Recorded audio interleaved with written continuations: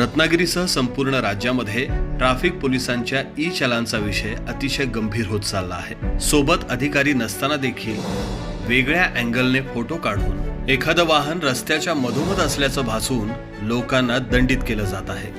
या विरोधात विधानसभेत जयंत पाटील यांनी आवाज उठवला आहे। महाराष्ट्र शासनाने ई चलन प्रणाली सुरू केलेली आहे आणि राज्यातील वाहतूकदारांना शिस्त लावावी भूमिका आहे। सध्या एक वेगळा प्रकार दिसतोय।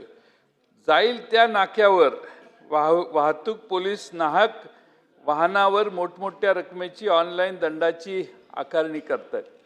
अध्यक्ष महोदय, मोटर परिवहन कायदा कलम 132 नुसार पोलीस उपनिरीक्षक पेक्षा कमी दर्जाच्या अधिकाऱ्याला वाहनाची कागदपत्र तपासण्याचे अधिकार नाहीत।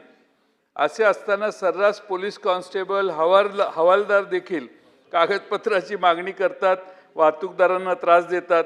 आता तर पोलिसांना मदतीसाठी ठेवलेले महाराष्ट्र सुरक्षा रक्षक मंडळाचे कर्मचारी देखील गाड्या थांबवून कागदपत्राची मागणी करतात आणि मग कागदपत्र नसली तर बाकीच्या सगळ्या अपेक्षा करतात।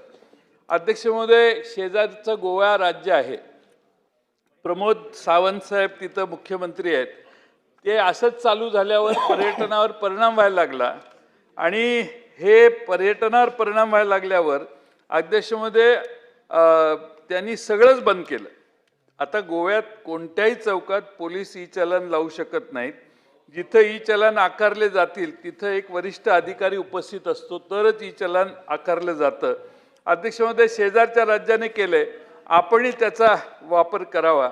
राज्यातील जवळपास 10 पेक्षा अधिक संघटनांचे प्रतिनिधी या संदर्भात आझाद मैदानाला 19 जून 2025 पासून धरणे आंदोलनाला बसलेले होते। तसेच 1 जुलै 25 पासून मध्यरात्रीपासून बेमुदत चक्का जाम आंदोलन सुरू केले। आता आंदोलन तात्पुरतं मागे घेतलंय। अध्यक्ष महोदय, खरंच त्या वाहतूकदारांना जाच आहे। मला खात्री आहे तरुण होतकरू आणि स्मार्ट गृहराज्यमंत्री सगळ्या राज्यातले ई चलन रस्त्यावर गाड्या थांबवून ट्रक आणि बाकीच्या यांना दंड करण्याचा उद्योग थांबवतील असा मला विश्वास आहे।